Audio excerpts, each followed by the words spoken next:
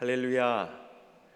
우리 주님의 놀라운 평화가 여러분의 종려주의를 맞는 여러분의 심령과 가정과 일터 위에 흘러넘치시기를 축복합니다. 앞뒤 좌우에 있는 교우들께, 가정에서는 곁에 있는 가족들에게 건강하게 다시 만나서 감사합니다, 행복합니다, 축복의 인사를 좀 나누어 주십시오.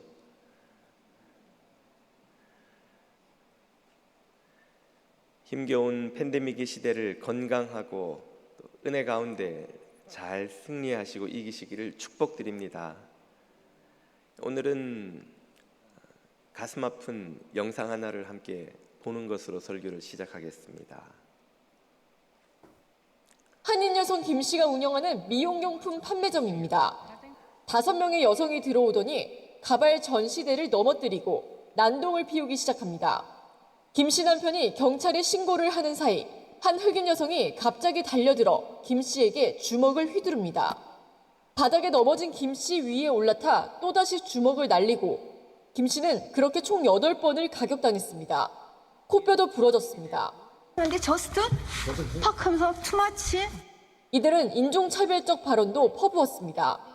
You little Asian girl. Asian people like shoot me in the black market like we stealing their money. 이들의 위협은 주차장에서도 계속됐습니다. 김 씨 남편과 아들은 돌진해 오는 차량을 피하는 아찔한 경험을 해야만 했습니다. 네, 지난 17일 텍사스주에 있는 어느 한인 스토어에서 벌어진 아시안 혐오 인종 차별 범죄 사건입니다. 그 전날인 16일에는 조지아주 애틀란타에서 연쇄 총격 사건이 벌어져 한인 4명을 포함한 8명의 사람이 목숨을 잃는 비극이 벌어졌었죠. 이 사건들은 요즘 언론을 통해 연일 보도되고 있는 아시안 혐오 범죄 사건들의 일부일 뿐입니다. 언론에서만 연일 보도가 이어지는 것이 아닙니다. 저희 교우들 중에서도 제게 자신이 혹은 주변 사람들이 겪는 이런 혐오 범죄를 참 알려주신 분들이 계십니다. 이런 아시안계 혐오 범죄의 급증은 통계를 통해서도 잘 드러납니다. 아시아 태평양계 혐오 범죄 신고 센터인 비영리 기관 Stop AAPI Hate에서 최근에 낸 보고서를 보면 팬데믹 이후에 이 아시안계를 대상으로 한 혐오 범죄가 급증하고 있다는 걸 보도합니다. 작년 3월 19일, 그러니까 팬데믹이 막 시작되던 시점이죠. 그때부터 거의 1년여에 가까운 지난 2월 28일까지 이 한 기관에 신고된 혐오 범죄만 3,795건입니다. 내용을 보면 언어 폭력이 68%로 가장 많았고 따돌림이 20%, 물리적 폭력이 11%에 달했습니다. 아시안들이 가장 많이 몰려 사는 캘리포니아가 가장 신고 건수가 많았고, 두 번째가 이 뉴욕 일대의 지역입니다. 혐오 범죄가 벌어진 장소로는 사업장이 가장 많았고, 길거리, 온라인, 공원, 대중교통 순입니다. 이 기관 하나에 신고된 이 혐오 범죄 신고 내용은 실제 미국 전역에서 벌어진 혐오 범죄에 비하면 사실 빙산의 일각에 불과하겠지요. 이런 아시안계 혐오 범죄의 급증은 미국만이 아니라 서구 사회 전체로 지금 번져가는 추세입니다. 영국에서 런던 경찰청은 작년 6월에서 9월까지 동아시아인을 대상으로 한 혐오 범죄가 222건 신고되었다고 발표했는데요. 그 전해 같은 기간에 비해서 95%가 늘어난 것입니다. 2배로 늘어난 것이죠, 사실은. 중국과 갈등 중인 호주에서도 아시안계 혐오 범죄가 급증하고 있습니다. 다른 서구권 국가들에서도 비슷한 보고를 연일 내놓고 있는데요. 당연히 지각이 있는 사람이라면 이런 모든 혐오 범죄를 반대해야 마땅하겠습니다만, 특별히 우리 그리스도인들이 이런 혐오 범죄를 거부하고 반대하고 또 그것이 근절되도록 애써야 하는 가장 중요한 이유가 있다면 무엇일까요? 그것은 이 혐오 범죄야말로 하나님께서 가장 혐오하시는 죄이기 때문입니다. 이 사실을 우리는 성경에서 아주 유명한 사건인 소돔과 고모라를 통해 알 수 있습니다. 소돔과 고모라의 사건의 시작은 두 천사가 그 성의 악함을 확인하러 롯의 집에 가서 머무는 것으로 시작되지요. 그러나 두 천사가 알아볼 필요도 없이 소돔의 백성들이 그 집에 몰려와서 그들의 악함을 증명합니다.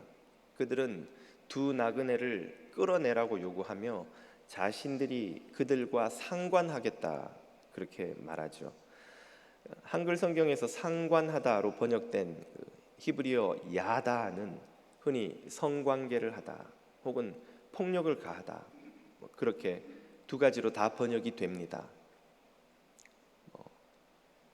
동성애를 하겠다 이렇게도 번역될 수 있을 터이고, 우리가 그들을 폭행을 린치를 가하겠다 이렇게도 번역할 수 있겠는데요. 아무튼 두 천사는 그런 일을 겪고 그 소돔 사람들의 눈을 멀게 한 후 롯의 백성들을 구해냅니다. 소돔과 고모라는 쏟아지는 유황과 불에 불비를 맞고 잿더미가 되지요. 이 대목에서 이 소돔을 멸망으로 이끈 죄가 무엇인지가 잘 드러납니다. 무엇이 이 소돔과 고모라의 가장 무서운 죄였을까요? 흔히 사람들이 그것을 동성애라고 해석합니다. 그래서 이 남색하다라는 단어를 영어에서는 소도미 Y를 붙여서 소도미라고 쓰죠. 이 사람들이 두 나그네에게 동성애를, 성폭력을 가하려고 했다는 것, 이것이 소돔의 악함을 가장 잘 보여주는 그 사례로 꼽힙니다만, 그 못지않게 어쩌면 그보다 더 무서운 죄가 그 대목에서 드러납니다. 그것은 나그네로 대표되는 이 사회적 약자들에게 가하는 그들의 폭력, 테러 혹은 착취라 할 수 있는 것이죠. 오늘 우리말로 하자면 약자들에게 가해지는 혐오 범죄라고 해석해도 무방하리라 생각합니다. 이 동성애와 혐오 범죄가 어느 것이 더 무거운 죄인가? 성경의 그 통계로 이 두 개를 비교해 보자면 이렇습니다. 성경의 남색이라고 번역된 단어는 신구약을 통틀어서 5번 등장합니다. 그러나 객이나 나그네로 표현된 이 이방인들 혹은 공동체 내의 소수자들을 향한 테러, 폭력에 대한 경고는 40여 차례가 넘게 언급됩니다. 단순 비교를 해도 8배가 더 많은 경고가 거기엔 있는 것이죠. 주님은 객이나 나그네들, 이런 소수의 이방인들을 향해 선하게 대하라고 권하시고, 그렇게 하면 복을 주시겠다 약속하십니다. 반대로 그들에게 악하게 대하면 그에 대해 진노하시고 심판하신다는 경고를 주시는데요. 오늘 우리가 읽은 본문도 그 중에 하나입니다. 28절을 보십시오. 매 3년 끝에 그 해의 소산 10분의 1을 다 내어 내 성읍에 저축하여, 매년 11조를 모아서 쓰도록 했는데 그 중에서도 3년마다 3년째 되는 해에는 그 11조를 모아서 다음과 같은 목적으로 쓰라는 거예요. 무엇입니까? 29절, 너희 중에 분깃이나 기업이 없는 레위인과 내 성중에 우거하는 객과 및 고아와 그리고 과부들로 와서 먹어 배부르게 하라. 이 네 그룹의 사람들에게 그 3년째 되는 11조를 쓰라는 거예요. 그리하면 어떻게 하십니까? 내 하나님 여호와께서 너의 손으로 하는 범사에 내게 복을 주시리라. 이 네 그룹의 사람들을 잘 돌보면 하나님이 복을 주신다, 상을 주신다 그 말이죠. 이들이 누구입니까? 이 중에서 레위인, 고아, 그리고 과부는 이 공동체 내에 있는 소외계층, 취약계층입니다. 고대에는 보호막이 없는 그런 사람들이죠. 레위인들은 자기 땅을 갖지 못하기 때문에, 고아와 과부는 그들을 돌보아줄 부모나 남편이 없기 때문에 이 사회로부터 보호막이 제거된 가장 취약한 사람들입니다.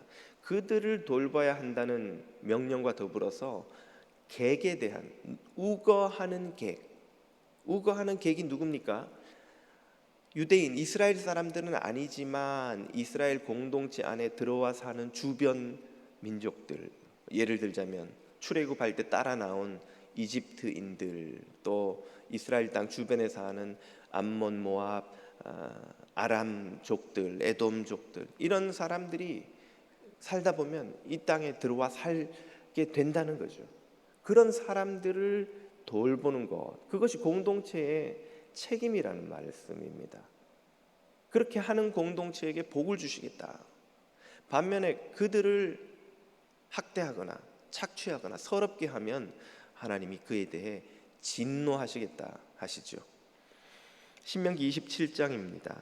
객이나 고아나 과부의 송사를 억울하게 하는 자는 저주를 받을 것이라 할 것이요 모든 백성들은 아멘할지니라. 여기도 고아와 과부, 사회적 취약계층과 더불어 객이 나옵니다. 객, 손님들이죠. 손님들. 너희 중에 주류 사회에 아직 들어오지 못한, 외부에서 들어와 같이 섞여 사는, 오늘날로 치자면 누구입니까? 미국 사회의 소수민족이나 유색인종들이 되겠죠. 한국 사회에도 요즘은 객들이 많습니다. 한국이 경제적인 성장을 하면서 주변 국가들에서 일자리나 결혼 때문에 한국에 들어와 사는 이들이 많죠. 요즘 한국 초등학생 10명 중에 1명은 다문화 가정 아이 자녀라고 하지 않습니까? 이런 이들이 객이 될 것입니다. 객, 나그네. 그들을 억울하게 하면 저주를 받을 것이다. 사회에서는 반드시 갈등이 생기겠죠. 억울해서 그들이 그 억울함을 재판관에게 혹은 권위 있는 행정기관에 이런저런 문제를 들고 오면 돈 많고 힘 있고 지위 높고 그 사회에 이미 털을 잡고 사는 사람들의 편을 들어서 그런 힘없는 객들, 보호자 없는 고아, 과부들, 취약계층, 억울한 일을 당해도 목소리를 낼 수 없는 그들에게 억울하게 너희들의 일을 처리한다면 하나님이 가만히 계시지 않는다는 뜻이죠. 출애굽기 22장을 보십시오. 너는 이방 나그네를, 너희 중에 들어와 사는 나그네들을 압제하지 말며 그들을 학대하지 말라. 왜? 너희도 애굽 땅에서 나그네였음이라. 지금은 너희가 가나안 땅의 주인으로 살지만 너희도 애굽 땅에 있을 때 이방 나그네로 얼마나 서러움을 당했느냐. 그걸 너희가 겪고도 잊어버리고 이제 너희 중에 들어와 사는 이방 나그네들을 압제한다면, 학대한다면, 착취한다면, 그들을 멸시한다면 하나님이 그 일들을 묵과하지 않으신다는 말씀이죠.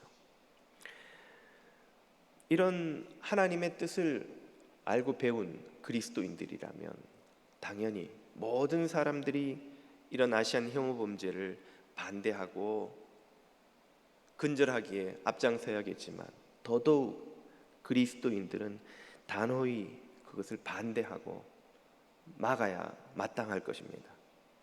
우리 그리스도인들은 어떻게 무엇을 함으로써 그 모든 악한 일들을 막을 수 있는 것일까요?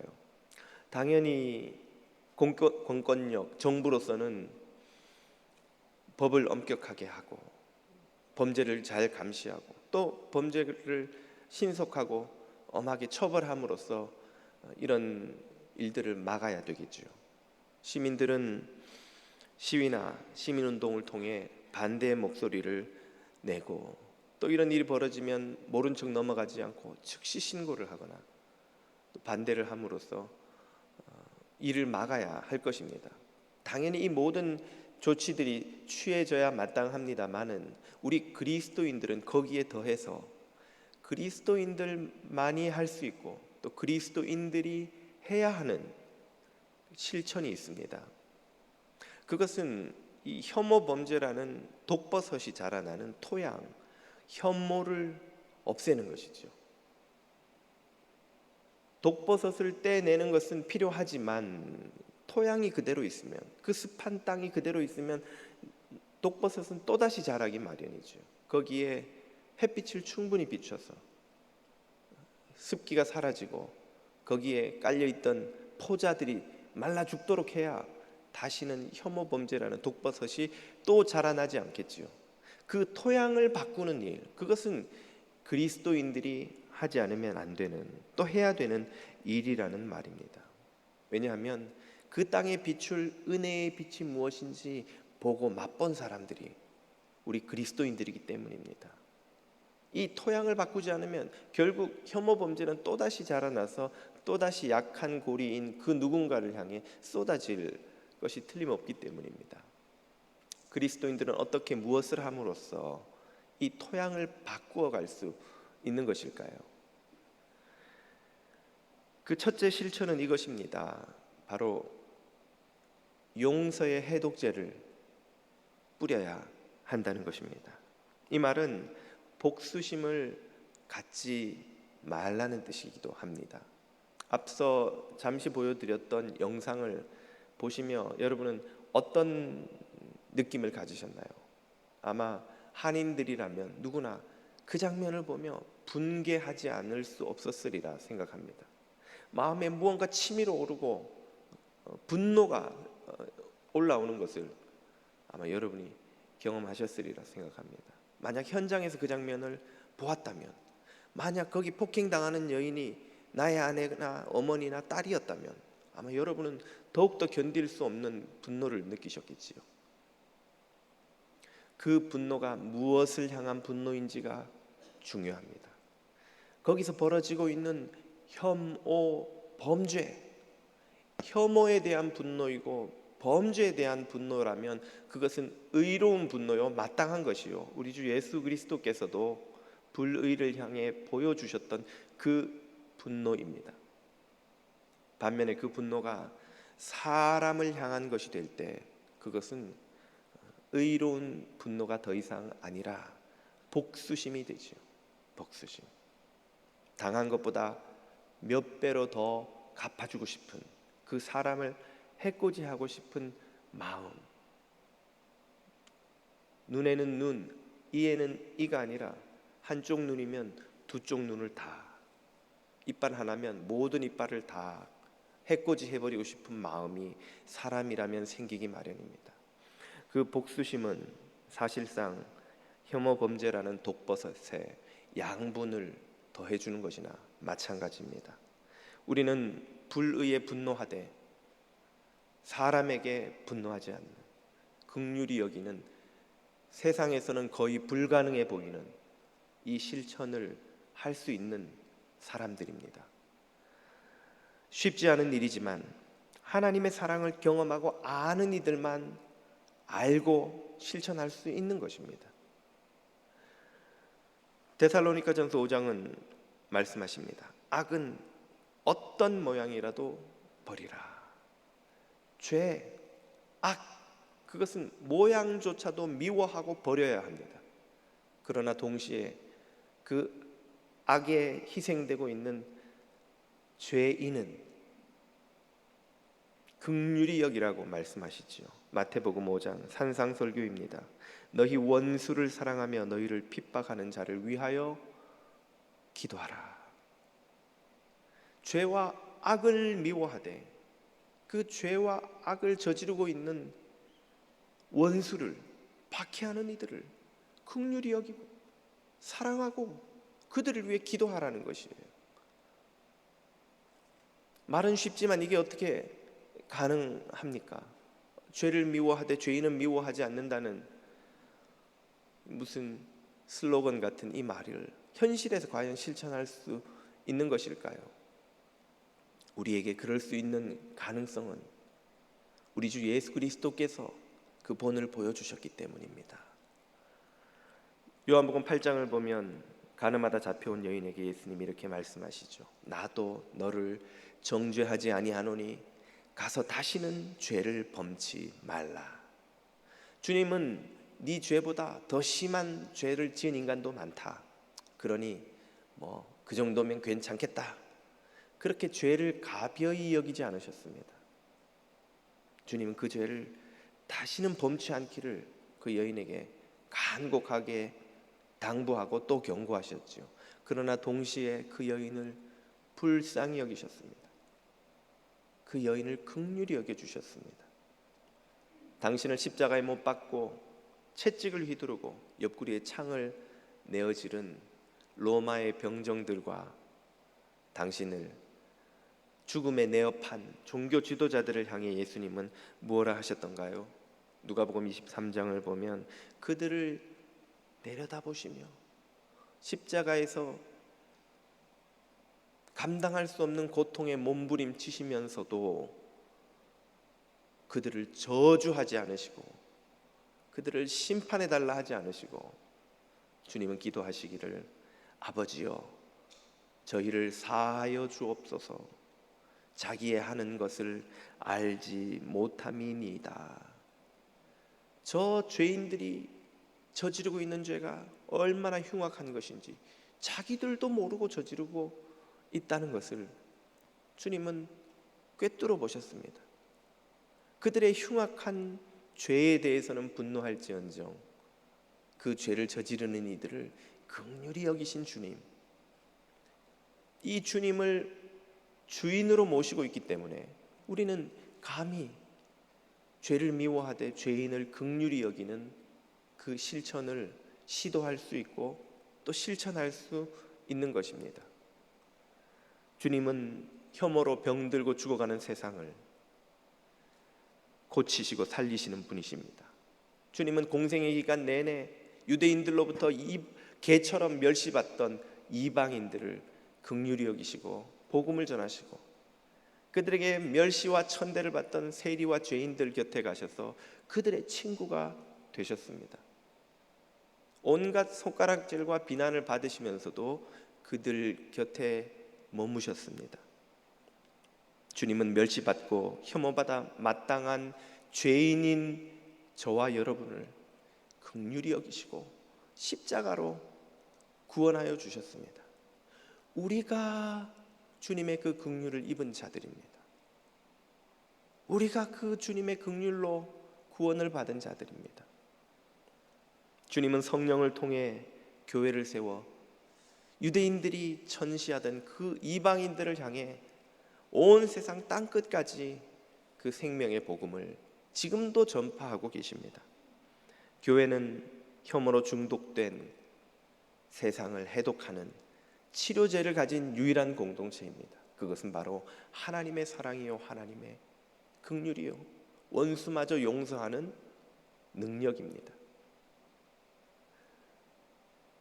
그러므로 교회는 세상이 혐오 범죄만을 비난할 때에 그 죄에 희생되고 있는 죄인들까지도 긍휼히 여기고 기도하는 세상의 해독제를 뿌리는 유일한 공동체입니다. 저와 여러분이 그리스도의 사랑의 해독제로 이 병든 세상을 살려내는 주의 종들이 되기를 주님의 이름으로 축복합니다. 우리 그리스도인들이 할 수 있는 두 번째 실천은 우리 안에 혐오마저 버려야 한다는 것입니다. 우리가 우리를 향한 혐오에 분개한다면 우리 안에 있는 다른 이들을 향한 혐오도 역시 분개해야 마땅합니다. 종종 한인들이 백인에게 차별을 받았다고 격분을 하면서도 돌아서서 또 다른 유색인종들을 차별하고 멸시하는 것을 마주합니다. 그럴 때마다 그 이유가 있어요. 목사님도 겪어보시면 이해하실 겁니다. 이 사람들은요, 무시당에 마땅한, 차별받아 마땅한 사람들입니다. 들어보면 수긍이 가는 이유이기도 합니다. 그러나 그때 우리가 잊고 있는 것이 있죠. 우리를 차별하는 백인들도 이유가 있다는 사실을요. 그 사람들이 볼 때도 우리에겐 차별받아 무시받아 마땅한 이러저러한 이유가 있기 마련입니다.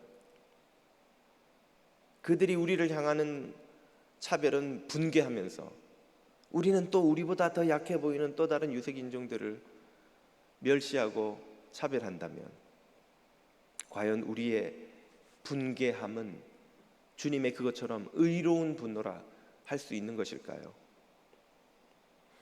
우리를 향한 혐오는 안 되고 타인을 향한 혐오는 괜찮다면 그것 역시 혐오라는 독버섯의 양분을 제공하는 것에 다름 아닙니다. 우리를 향한 혐오에 분개한다면 우리 안에 있는 다른 이들을 향한 혐오에도 분개해야 마땅합니다. 우리는 혐오가 우리를 향했기 때문에 분개하는 것이 아니라 우리든 누구든 그것이 혐오이기 때문에 분개하는 것입니다. 혹자는 말하기를 요즘과 같은 시대에 이 팬데믹은 중국 탓이 아닙니까? 그러니 한인들은 억울하더라도 중국 사람들은 마땅히 당할 짓을 당하고 있는 것이 아닌가요? 하는 이들도 있습니다. 아마 여러분이 유튜브를 잠시 검색해 보시면 이런 목소리들을 얼마나 많이 들으실 수 있는지 모를 겁니다. 이런 주장은 두 가지 점에서 옳지 않습니다. 첫째는 비이성적입니다.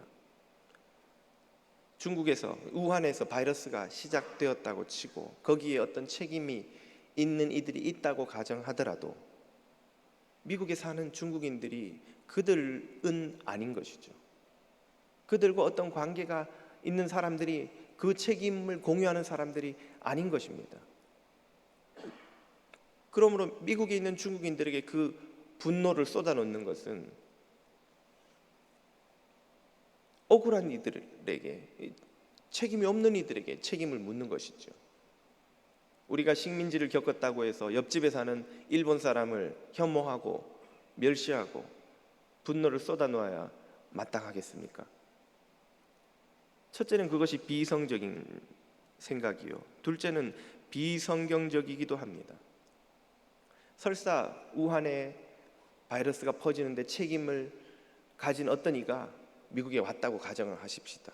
그래서 그 사람이 우리 앞에 있다고 할지라도 우리 그리스도인들은 그들에게 책임을 묻기에 앞서 그 사람에 대한 앞서 말씀드린 것처럼 긍휼을 먼저 가져야 하는 이들입니다.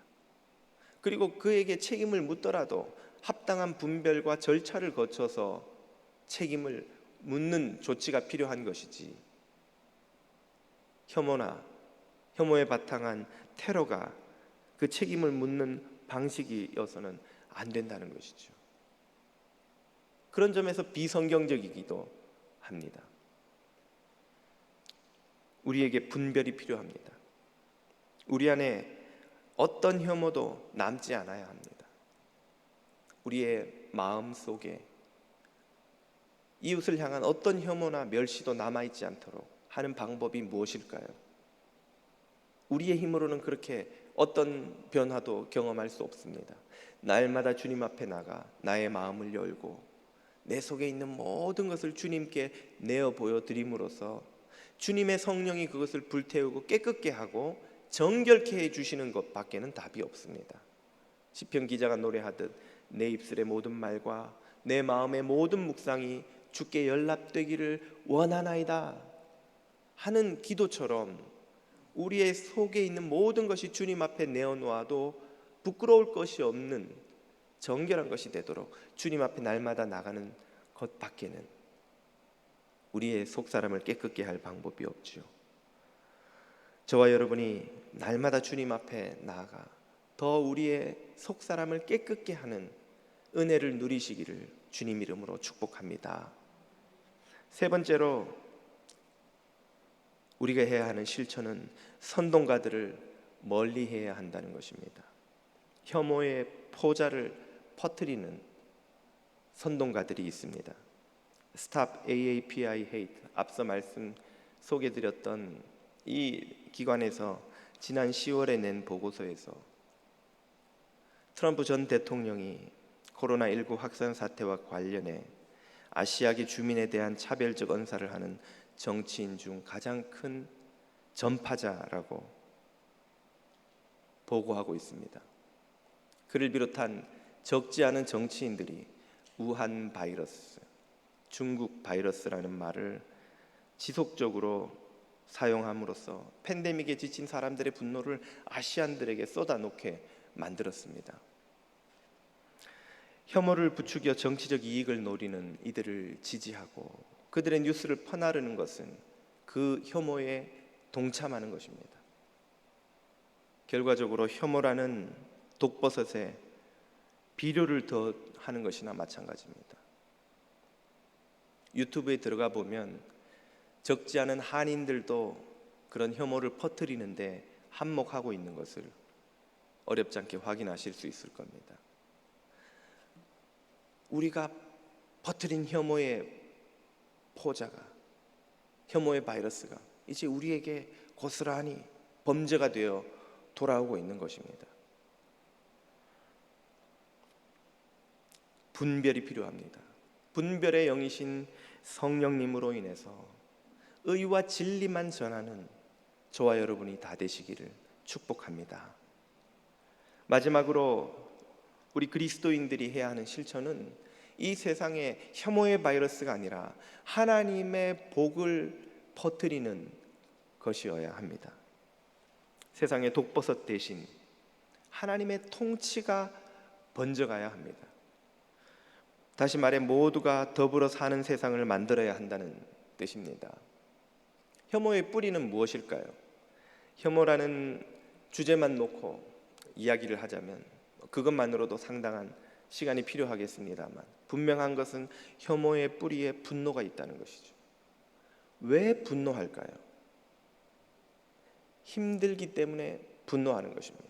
우리 선조들의 옛말이 틀린 것이 하나도 없습니다. 곡간에서 인심 나는 법이지요.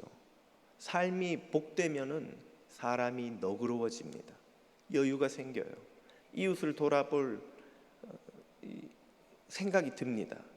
어려운 이들에게도 약자들에게도 너그러워집니다. 그러나 내 코가 석자가 되면 주변을 돌아볼 여유가 생기지 않습니다. 거기다가 내 삶이 힘들어지면 마음이 점점 인색해지고 더 나아가 강팍해집니다. 다시 말해 분노가 생겨요. 화가 나는데 이 화를 풀 길이 없이 쌓아두었다가 약자에게 그 화를 쏟아놓는 것이 혐오입니다. 왜 약자에게 쏟아놓을까요? 강자에게 쏟아놓으면 보복을 당하거든요. 약자들은 보복할 힘이 없어요. 그런 이들에게 분노가 쏟아져 나가는 것이죠. 그게 혐오입니다. 왜 분노합니까? 삶이 힘들어서 그렇습니다. 팬데믹으로 갇혀 지내니 힘듭니다. 수입이 줄어서 힘듭니다. 치료비가 없어 힘듭니다. 학비가 비싸 아이를 학교 보내는 게 힘이 들어 또 화가 납니다. 좁은 집에서 사는 것이 속상한데 집 살 방법이 없으니 또 화가 납니다. 온갖 삶의 무거운 짐들이 우리를 짓누르고 거기에 화가 나면 그것이 결국 분노가 되어서 쌓이다가 혐오로 터져 나옵니다. 이 문제를 해결하는 방법은 무엇일까요? 너무 쉽고 당연하지만 또 너무 어이가 없는 답 같이 들리시겠지만 사람들을 행복하게 하는 것입니다. 사람들이 복지를 누리면 분노가 사라지고 분노가 줄면 혐오가 사라지고, 그러면 혐오 범죄도 결국은 극복되겠지요. 이런 세상, 더불어서 모두가 잘 사는 세상, 공동체의 일부가 절망과 낙심과 분노와 적의를 마음에 축적하지 않는 세상, 그런 세상을 만드는 것이 답입니다. 실제로 범죄 예방을 위해서 강력한 경찰력이나 법규의 강화보다 좋은 일자리를 많이 만드는 것이 훨씬 효과적인 대책이라는 연구 조사 결과 보고서가 많이 나와 있습니다. 경찰력을 강화하고 예산을 투입해서 법규를 강화해서 처벌을 강화하면 범죄를 막을 수 있을 것 같지만, 강화에 따라 일정 수준까지 범죄 예방 효과가 조금 나타나다가 일정 수준이 넘어가면 오히려 역효과가 나기 시작합니다. 경찰력이 늘면 늘수록 처벌 법규가 강해지면 강해질수록 더 오래 교도소에 머무는 범죄자들로 인해서 새로운 범죄 상황이 양산됩니다. 아버지를 교도소에 보내고 홀로 자라는 아이들은 또다시 범죄의 유혹과 환경에 노출됩니다. 그 가족, 친척들은 분노와 적개심을 품고 있다가 또 다른 범죄자가 됩니다. 경찰력으로, 법규로 범죄를 막을 수 없다는 거예요. 그러나 좋은 일자리를 만들어내면 일자리가 늘면 늘수록 더 빠른 속도로 역효과 없이 범죄가 지속적으로 줄어든다는 통계 연구 결과들이 많이 나와 있습니다. 언제 한번 제가 자세히 소개를 드리고자 합니다. 사람들이 정당하게 열심히 일해서 충분히 삶을 영위할 수 있는 수입을 얻을 수 있으면 부상과 처벌의 위협을 무릅쓰고 범죄에 뛰어들지 않는다는 거예요. 우리가 범죄자라고 부르는 사람들이 모두 태어날 때부터 사이코패스의 DNA를 갖고 다른 이들을 해코지하는 그런 성향을 갖고 살아가는 사람들이 아닙니다. 열의 9분, 자신이 기회만 있으면, 정당하게 일해서 넉넉한 수입을 얻을 수만 있으면 절대로 범죄에 손을 대지 않을 사람들이라는 것이죠. 결국 그들이 범죄를 저지르는 것은 그런 상황으로 내몰린 탓이 크다는 것입니다. 왜 미국에서 흑인들이 더 많이 범죄자가 되어 언론에도 노출됩니까? 흑인들은 DNA 자체에 일하지 않고 범죄로 수익을 얻는 것이 더 좋은 그런 선천적 성향을 타고났기 때문일까요? 그들에게 교육과 취업과 성공의 기회가 절대적으로 제한되어 있기 때문입니다. 아직도 그들은 미국 사회에서 엄청난 차별에 놓여 있기 때문입니다. 아메리카에 첫 노예가 수입된 1619년 버지니아주 제임스타운에 노예들이 팔려온 이래 지금까지 400년 동안 흑인들은 노예와 2등 시민으로 살아왔습니다. 400년 동안 기울어져 있던 운동장이 이제 한 세기도 안 되는 이전에 바꾼 법에 의해서 갑자기 평평하게 돌아오지 않는 것이죠. 보이게 보이지 않게 그들의 성공의 기회를 제한하는 모든 차별의 시스템이, 구조가 그들을 여전히 범죄가 아니면 살아갈 방법이 없게 만드는 역할을 하고 있습니다. 그들 안에 있는 좌절, 분노, 30년 동안 식민지 된 것이 이렇게 36년 동안 식민지 된 것이 이렇게 우리의 가슴에 풀리지 않고 응어리로 남아있는데 400년 동안 노예와 2등 시민으로 살아온 이들의 마음속에 있는 좌절과 분노가 불과 얼마 전에 차별법이 없어졌다고 풀리고 해소되고 해결되는 것일까요? 그리스도인들은 눈앞에 벌어지는 범죄를 넘어서 그 뒤에 있는 사람들을 죄와 악으로 내모으는 어둠의 권세, 보이지 않는 악의 구조를 들여다보고 그것과 싸울 줄 아는 사람들입니다. 그리스도인들의 싸움이 바로 그거예요. 에베소서 4장 6장은 이렇게 말씀하십니다. 우리의 싸움은 혈과 육에 대한 것이 아니요, 눈에 보이는 사람들하고 싸우는 게 아니라는 거예요. 범죄자들하고 싸우는 게 아니라는 거예요. 민주당이나 공화당하고 싸우는 게 아니라는 거예요. 무슨 집단하고 다른 인종하고 싸우는 게 아니라는 것이죠. 정사와 권세와 이 어둠의 세상 주관자들과 하늘에 있는 보이지 않는 악의 영들, 사람들을 죄와 악과 차별과 멸시와 혐오와 미움과 증오와 불평등과 빈곤과 질병과 온갖 세상의 악의 구조 속에 가두어 놓고 악의 사슬로 그들의 발을 묶고 있는 그 어둠의 세력들을 향해 우리 그리스도인들은 복음과 사랑과 진리를 들고 싸우는 사람들이라는 말씀입니다. 이런 거대한 영적 싸움을 감당하기에 우리 그리스도인들 개개인, 아니 나는 너무 보잘것없는 존재가 아니던가요? 내가 뭘 할 수 있어서 이런 거대한 악과 싸워 악의 구조와 싸울 수 있단 말인가? 무기력함이 드신다면 이 이야기를 들어보십시오. 최근에 로이터 통신이 인도네시아 중부 자바섬 달리 마을의 기적이라고 소개한 이야기입니다. 이 마을에선 화전민들의 농업 방식 때문에 숲에 불을 질러서 그 잿더미 위에서 농사를 지으면 수확이 아주 많이 나오는 거예요.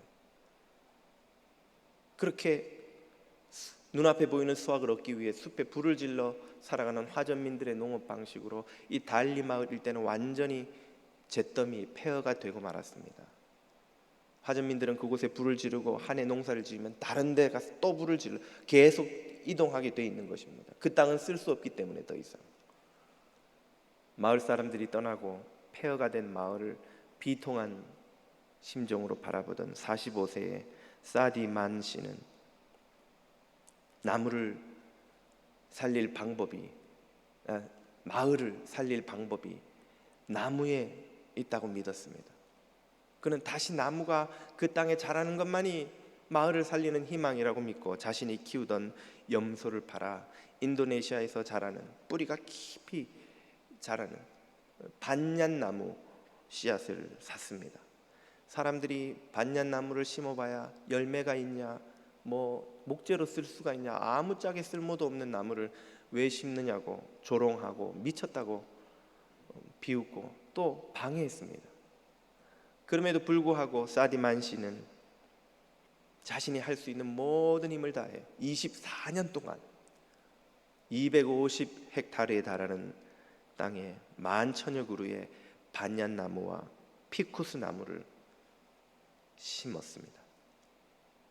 이 나무들이 자라고 퍼져 나가기 시작하자 그 깊은 뿌리 때문에 그 뿌리들이 물을 머금어서 황량한 폐허가 되었던 그 땅 곳곳에 샘이 터져 나오기 시작했습니다.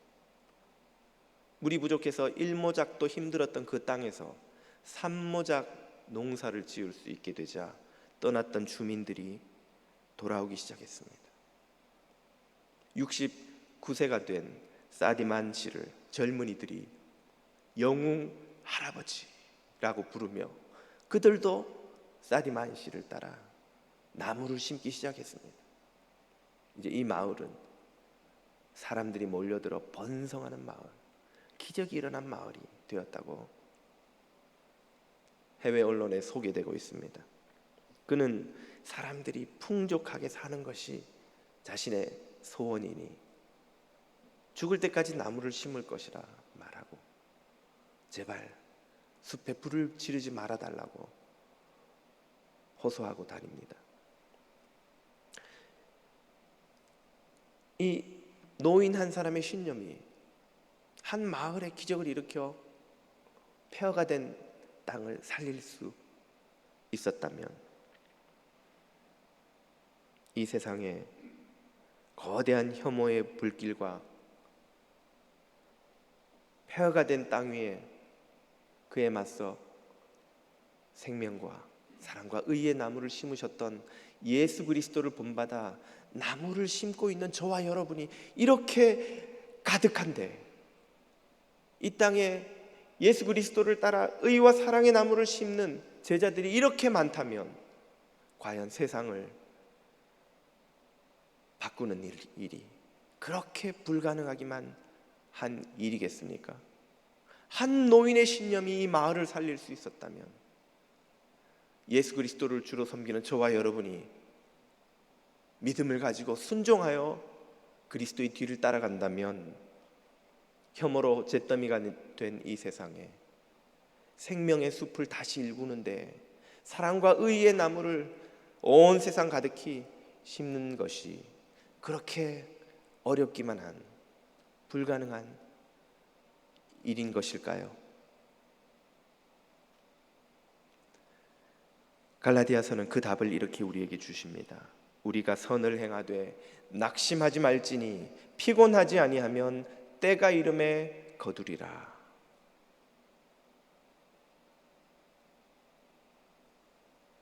낙심하지 않는다면, 포기하지 않는다면, 그리스도의 뒤를 쫓기를 멈추지 않는다면 생명 열매를 거둘 날이 올 것을 믿습니다. 그런 기적의 주인공들이 되는 저와 여러분이 되시기를 주님 이름으로 축복합니다. 기도드리겠습니다. 혐오로 불타버린 죽음의 세상에 사랑과 진리의 나무를 심어 생명의 땅으로 바꾸어 주시는 주님, 오늘 우리도 주님을 쫓아 이 혐오의 땅을 푸르른 사랑과 의의 땅으로 바꾸어 나가는데 헌신하는 자녀들이 다 되게 하여 주옵소서. 예수님의 이름으로 기도드립니다. 아멘.